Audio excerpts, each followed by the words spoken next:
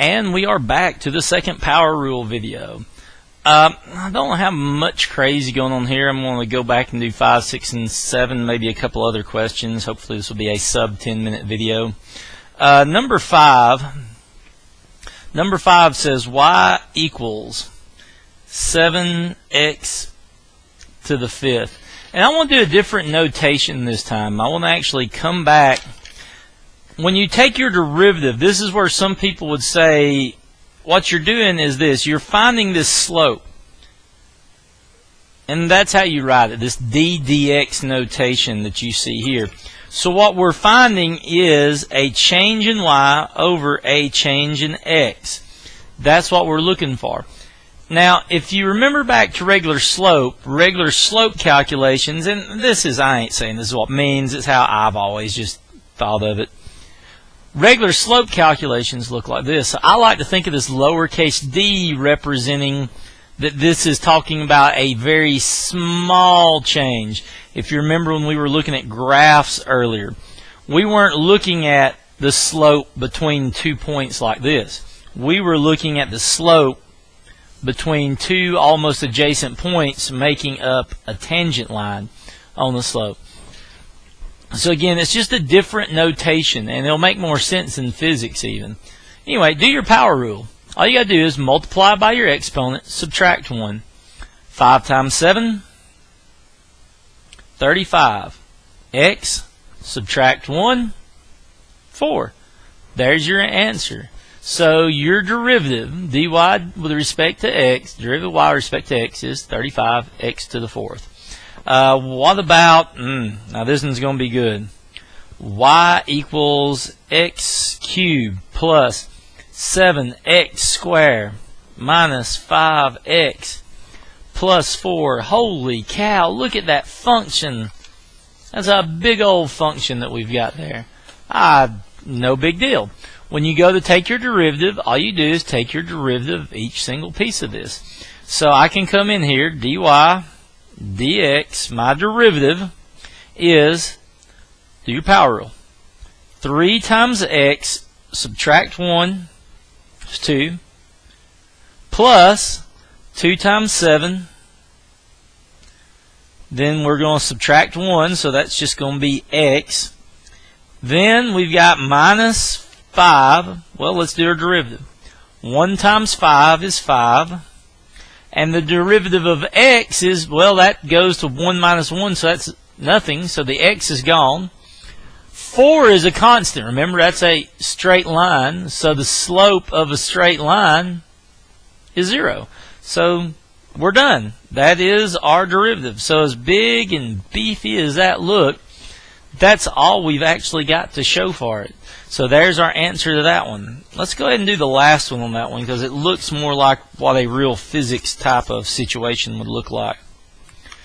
So the very last problem we've got looks like this. It says that y equals 20t minus 1/2 10t squared. Now in this problem, if we take a derivative of this, the notation would be dy dt, because we're taking our derivative with respect to this t that's over here. So let's go through and take our derivative. 20t, well, that'd be 1 times 20 is 20. Then, so this would just be a 20. The t is gone. Over here, let's take a look at what we got. Minus half of 10 is 5. So do your derivative. 2 times 5 would be 10. T squared, take away 1, would just be t. Now, to begin with, this looks like a very innocent problem. And I mean, that would be our answer. Now, here's the only thing. What do we know from physics? What is a change in y over a change in time? This is displacement over time. This is velocity. So what we have just found using calculus is an expression that looks just like this. Matter of fact, if you know anything about physics, VO plus AT. Check that out. We've pretty much just derived our first kinematic equation here. If you don't believe me, do this. take the derivative. Let's take the derivative of this equation. Let's do it again. dv over dt. We've got a little 20. Well, the derivative of 20 is 0. Minus 10t is, the derivative of that is minus 10. And now look at what you've got. dv dt, change in velocity, change in time. All you've got here is an acceleration, which is negative 10, which lo and behold, what do you think gravity is on Earth? Anyway, just a simple video about getting some derivatives and getting it started. Don't feel like it's my best work ever. On the homework, the only ones that I got a feeling that you might have a question about, I'm not going to do them necessarily. I think one of them you might have a question about is this one.